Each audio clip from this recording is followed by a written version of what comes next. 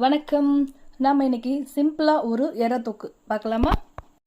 இது தோசை, சப்பாத்தி, ரைஸோட எல்லாம் சேர்த்து சாப்பிடலாம். வாங்க எப்படி பண்ணலான்னு பார்க்கலாம். ஃபர்ஸ்ட் ஒரு பேன் வச்சு ஒரு 3 ஸ்பூன் போல ஆயில் சேர்த்துட்டு 5 வெங்காயம் மீடியம் சைஸ் வெங்காயம் எடுத்திருக்கேன். அதில் 2 வெங்காயம் நறுக்கி சேர்த்துருக்கேன். 3 வெங்காயம் மிக்சி ஜாரில் போட்டு கோர்ஸாக அரைச்சி சேர்த்துருக்கேன். இது வந்து ஒரு தொக்கு மாதிரி செய்ய போகிறேன். அதுக்காக ஆயிலில் இது நல்லா வதங்கட்டும். வெங்காயம் கோல்டு ப்ரௌன் ஆனதுமே ஒரு 1.5 ஸ்பூன் இஞ்சி பூண்டு பேஸ்ட்டும் சேர்த்து இதோட கலந்து நல்லா வதக்க போகிறோம்.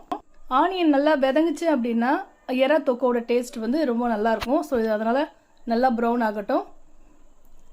இந்த தொக்கு செஞ்சு ரைஸ் கூட ஆட் பண்ணி லஞ்ச் பாக்ஸாக கொடுத்து அனுப்பலாம். பசங்க லைக் பண்ணி சாப்பிடுவாங்க. தக்காளி ஒரு 4 மீடியம் சைஸ் தக்காளி அதையும் எடுத்து அரைச்சி தான் சேர்த்துருக்கேன்.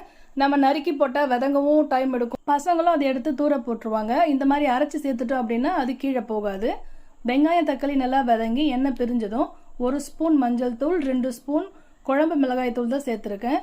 இந்த டிஷ்ஷுக்கு தேவையான உப்பு, கல் உப்பு ஆட் பண்ணியிருக்கேன். 1 கப்பு இறால் சுத்தம் பண்ணி எடுத்த 1 கப்பு இறால், ஒரு 2 ஸ்பூன் மிளகுத்தூளும் சேர்த்து நல்லா கலந்து விட்டு சிம்மில் மூடி போட்டு மெதுவாக குக் பண்ணி எடுத்தோன்னா சூப்பரான எறா தொக்கு தயார்.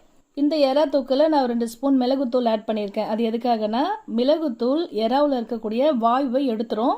ஸோ அதனால் மிளகு ஆட் பண்ணியிருக்கேன். கட்டாயமாக வீட்டில் ட்ரை பண்ணி பாருங்கள். எல்லாருக்கும் ரொம்ப பிடிக்கும். நம்ம சேனலுக்கு நீங்கள் புதுசாக விசிட் பண்ணுறீங்கன்னா சப்ஸ்கிரைப் பண்ணுங்கள். வீடியோ பிடிச்சா லைக் பண்ணுங்கள், ஷேர் பண்ணுங்கள், கமெண்ட் பண்ணுங்கள்.